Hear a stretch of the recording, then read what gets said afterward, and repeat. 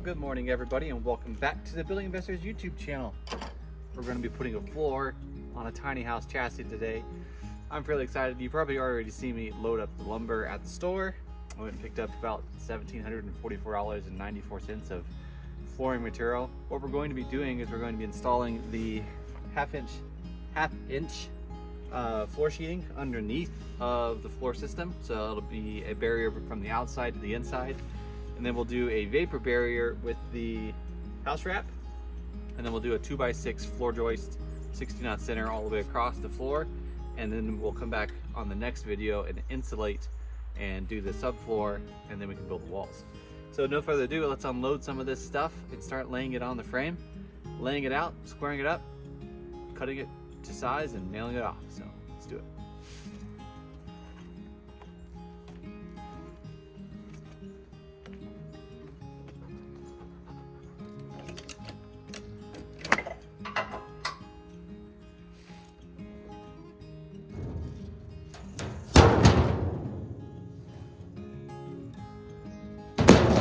Okay, before we start slapping these down and screwing them down, which we're going to be using some self-tapping screws, which I have to find. I think I left them at home, so we'll see. Anyways, we got to get these laid out. So again, this chassis is 40 feet long by 14 feet wide.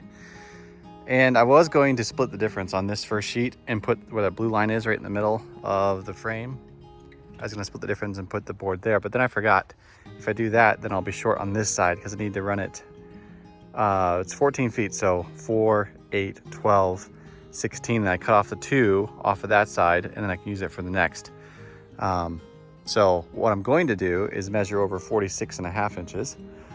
Of course, these are 48 inches, and I need it to hang over 1.5 inches because this frame is 3 inches shy of being 14 feet. So I'm gonna split the difference, and the walls are gonna hang over 1.5 inches on each side, which is important because the floor is going to support it more than these are. These are more just for moral support. Anyways, so these are 48 inches. So they're gonna hang over 1.5 inches, which means I need to mark 46.5, which ends up being right there, which is pretty much on line with this, and that is perfectly straight according to eyeball.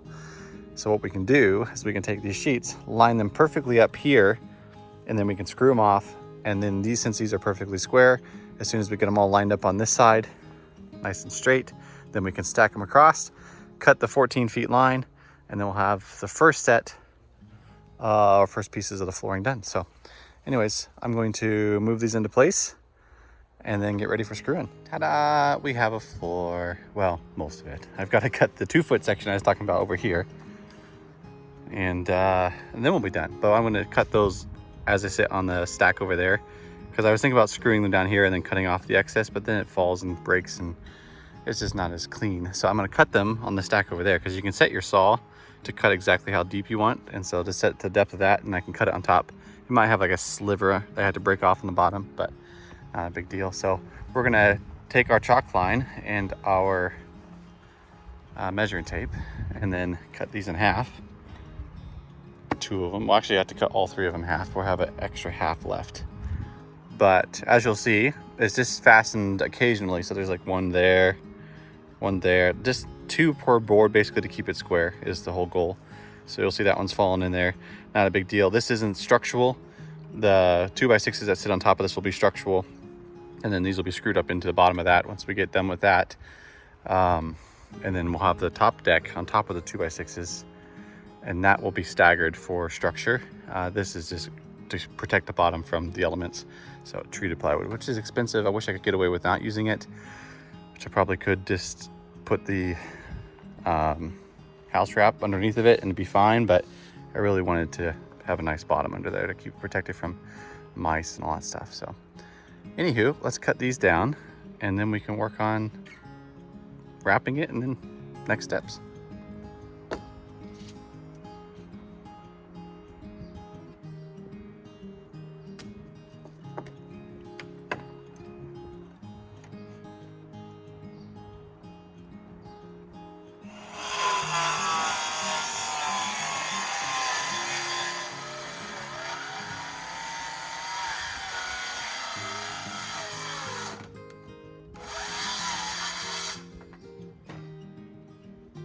Somebody needs to buy new batteries.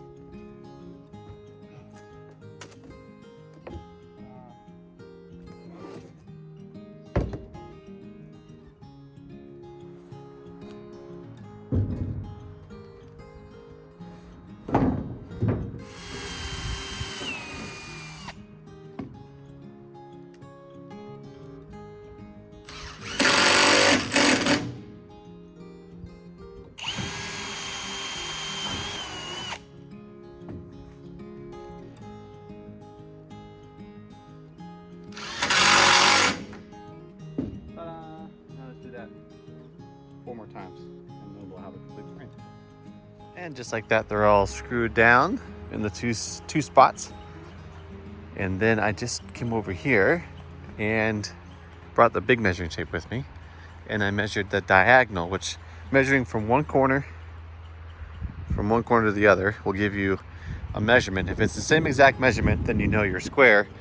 And so I did that by putting that tape on that side and then coming and measuring, and it came out to the exact to the 16th from corner to corner. So that's exciting. So next up, I need to grab the house wrap there and roll it out.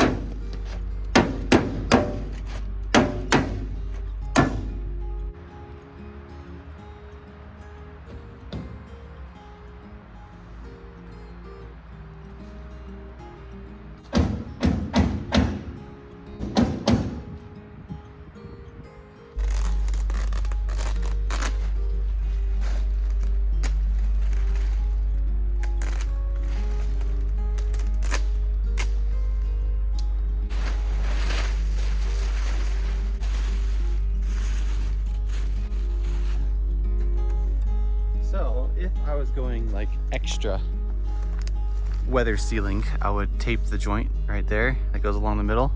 Move you in here. It's real nice and neat. So I overlapped it by a fist. That way I don't have to measure anything. And then stapled it off around the perimeter. So I'm not worried about stapling it off. Like when you're doing a roof, you staple the bejeebies out of it. But since it's not a roof and there's going to be some framing going on it shortly, it's perfect. So I overlapped it by at least 5.5 inches, which is what it'll take to wrap around the 2x6.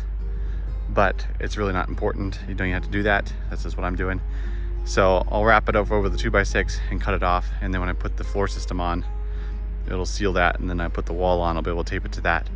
So anyways, that is just to keep the air from penetrating the floor a little bit and just to give it a bug layer too. So anyways, now that we got that, we can take the 2x6s, cut them down to 14 feet minus 3 inches because each board is 1.5 inches on each side, and then go all the way down there, and then the perimeter board will go around, and then it'll be nailed in from the sides and then screwed in from below. So let's do that.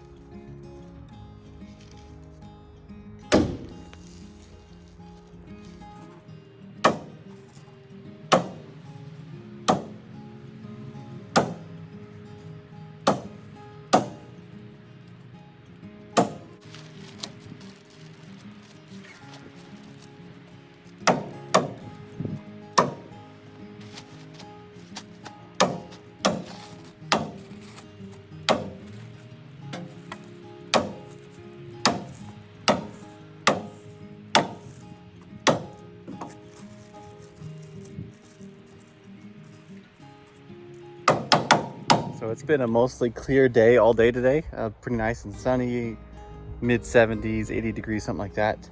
But now it's getting dark. Probably because I've been here all day, but I think it's gonna rain on us. The forecast shows it coming at 4 p.m. It's like 3:30 right now.